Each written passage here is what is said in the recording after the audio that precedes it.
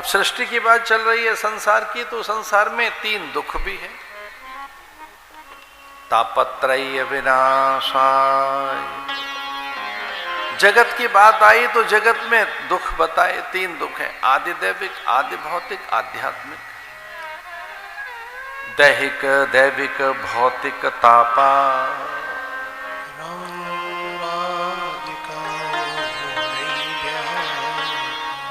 राम की कृपा से वो किसी को व्यापता नहीं है, माने उससे कोई व्यथित नहीं होता, उसके विनाशक हैं भगवान स्वयं। तापत्रय विनाशाय, अगर ताप है भी तो उसके विनाशक हैं वो। कथा के आरंभ में कृष्ण की बात है, वो राम ही है, नरसिंह ही है, वो ब्रह्म ही है। लेकिन यहां चूंकि महर्षि वेदव्यास उनका उल्लेख कर देते हैं, श्री कृष्णाय वयं नमः, श्री कृष्णाय वयं नमः, श्री कृष्णाय वयं नमः। आओ उन्हें प्रणाम कर लें मिलकर। वयम का अर्थ है आओ मिलकर हम सब, इसका अर्थ है ये कथा बड़ी पारमार्थिक है।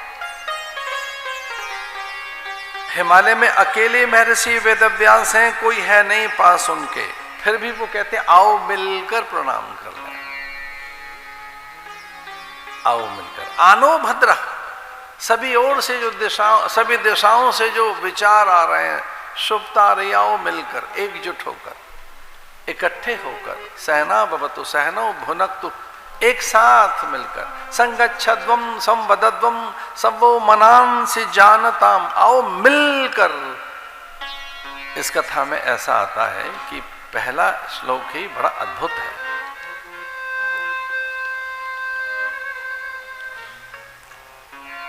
तो जितने ताप हैं वो उनके अनुग्रह से मिट जाते हैं।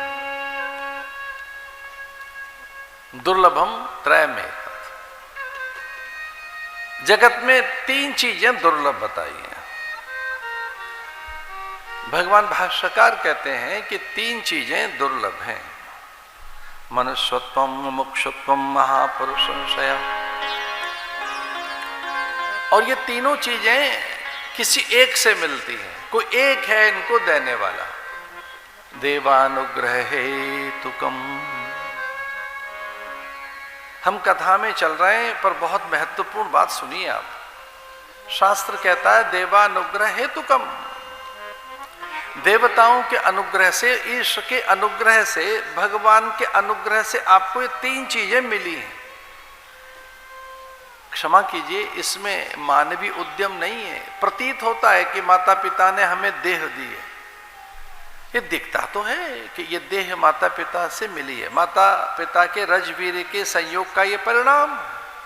कभी कभी तो कुछ ऐसा भी लगता है कि शुभाशुभ कर्म फल हम भोगेंगे इससे, ये हमारा प्रारब्ध है। शास्त्र ऐसा भी कहता है कि जाति आयु भोग भाग्य ये देह सब प्रारब्ध है आपका, पर इसका भी रचनाकार परमात्मा ही है। कि याद रखने की चीज है कि मनुष्य होना देव अनुग्रह से ही संभव है। भगवान की कृपा के बिना मानवीय देह नहीं मिल सकती। देवानुग्रह हेतुकम, ये 3 चीजें। पहली देह मनुष्य होना, मुमुक्षुत्वम, दूसरा है फिर महात्मा आपको अच्छे लगने लगे, उनकी कथा में आपको रस आने लगे, आप सत्संग में आपकी प्रीति बढ़ जाए और आप वैसा उद्यम करने लगे। मुमुक्षुत्वम, आप सत्कर्म करने लगे, शुभ कर्म करने लगे, आपका औदार्य जग जाए, आप दूसरों के हित के लिए मुक्त हस्त से, उदार मन से दान करने लगे, आप सेवा में लग जाए, आपकी जिह्वा निंदा अपवचन न बोले, आपके कान निंदा न सुने। मुमुक्षुत्वम, सत्य की आप में प्यास जग जाए, गहरी प्यास, आपका कंठ रुध जाए, आंखें गीली होने लगे, मम गुण गावत पुलक शरीरा, आपसे बोला ना जाए, कंठ आपका अवरुद्ध हो जाए। प्रातःकाल आपके हाथ कुछ इस तरह से करें कि खुजली सी होने लगे, पूछे क्या हुआ तो आप कहें कैसे प्रणाम करें, कैसे दूसरों का सम्मान करें, दूसरों की सहायता कैसे करें, दूसरों के हित में कैसे खड़े हो जाए। मुमुक्षुत्वम,